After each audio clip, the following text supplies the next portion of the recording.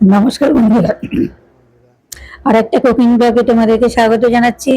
চলো, আজকে একদম বর্ষার আদর্শ একটা রেসিপি নিয়ে তোমাদের কাছে চলে এসেছি। পুরো ভিডিওটা দেখবে, ভালো লাগলে লাইক শেয়ার করো, আর চ্যানেলটা সাবস্ক্রাইব করে পাশে থেকো। চলে এসেছি আজকে বর্ষার একদম উপযুক্ত এবং মুখরোচক রেসিপি। সেটা হচ্ছে আলু দিয়ে ঝিঙে পোস্ত। তো ঝিঙে পোস্তর জন্য আমি 3টে ঝিঙে ডোমা ডোমা করে কেটে নিয়েছি, আলু ডুমো ডুমো করে কেটে নিয়েছি, ধুয়ে পরিষ্কার করে নিয়েছি। কড়াই বসিয়ে দিয়েছি, কড়াইয়ের মধ্যে এটা সাদা তেল দিয়ে করব। যে পোস্তটা সাদা তেল দিয়ে বেশি ভালো লাগে।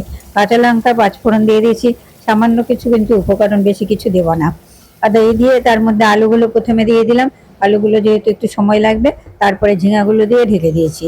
এইভাবে কিন্তু আমাকে ঢাকনা খুলে ঢাকনা বন্ধ করে 2 মিনিট 3 মিনিট করে রেখে রেখে, হাই ফ্লেম একদম নয়, মিডিয়াম টু লো ফ্লেমেও নয়, একদম মিডিয়াম ফ্লেমে রান্নাটা করতে হবে। এবার দেখো, আলুগুলো দেখে বুঝতে পারছো একটু বাদামি বাদামি কালার হয়ে গেছে। এই অবস্থায় আমি লবণ হলুদ দিয়ে দিয়েছি। লবণ হলুদ দিয়ে এদিকে আস্তে আস্তে সেদ্ধটা হতে থাক, আর আমি এর মধ্যে পোস্তটা রেডি করে নিচ্ছি।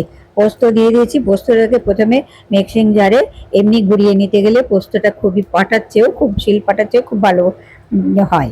আচ্ছা, এর মধ্যে আমি একটু পোস্তর বড়া করবো বলে সামান্য একটু জল দিলাম। জল দিয়ে শক্ত শক্ত করে নামিয়ে নিলাম বড়ার জন্য। 3টা বড়া হবে। তারপরে একটু জল দিয়ে আবার ভালো করে পেস্টটা করে নিলাম। এটা হয়ে গেল তরকারির জন্য আদর্শ পেস্ট। এটা কিন্তু শিলপাটায় বাটলে গেলেও আমাদের এত সুন্দর বাটা হয় না। এইভাবে যদি তোমরা বাটো, মিক্সিং জারে যদি বাটো। এবার দেখো, তরকারিটা কিন্তু একদম ঝিমিয়ে গেছে, ঝিমিয়ে একদম মোলায়েম হয়ে গেছে তরকারিটা। দেখে এখনই মনে হচ্ছে খেতে ইচ্ছে করবে। এইবার আমার মোটামুটি হয়ে গেছে। এর মধ্যে আমি দিয়ে দেবো একটুখানি চিনি। নিরামিষ তরকারিতে একটু চিনি না দিলে তরকারির স্বাদ খোলে না।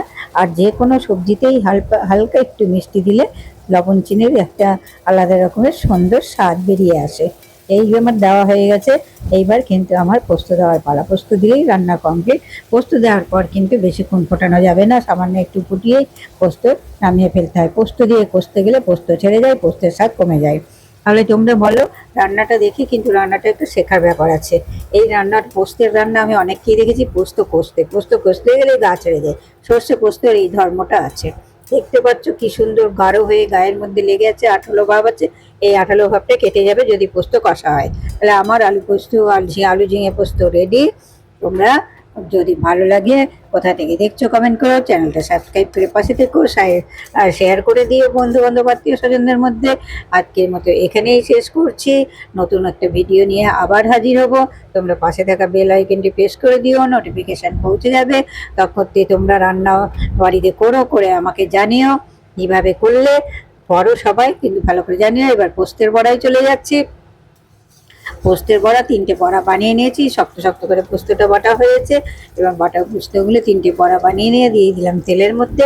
এই তেলের মধ্যে দিয়ে ভালো করে ভেজে নেব পোস্তের বড়া। কি দারুণ! বর্ষাকাল, খাওয়ার যেন জমে যাবে একদম। যার পাতে দিবে সেই খুশিতে একদম ডগডগ হয়ে যাবে। তাহলে পোস্তের বড়া রেডি। আমার দুপুরের খাওয়ারের জন্য 2টো রেডি। তোমরা তাহলে দেখার জন্য, তোমরা যে ভিডিওটি দেখার জন্য তোমাদেরকে অসংখ্য অসংখ্য ধন্যবাদ। আর প্লিজ লাইক শেয়ার কমেন্ট করে চ্যানেলটা সাবস্ক্রাইব করে পাশে থেকো। নমস্কার, ধন্যবাদ, ভালো থেকো, সুস্থ থেকো, সাবধানে থেকো।